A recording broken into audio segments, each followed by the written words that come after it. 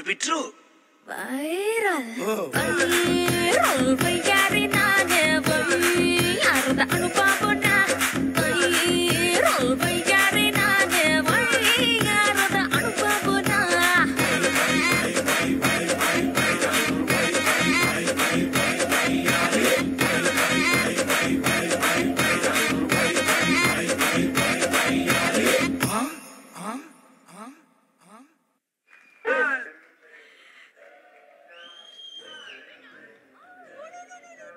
Thank you sisters, I love you all. Please ಬನ್ನಿ ಶ್ರೀಲೀಲಾ ಅವರೇ, ದಯವಿಟ್ಟು ಒಂದೇ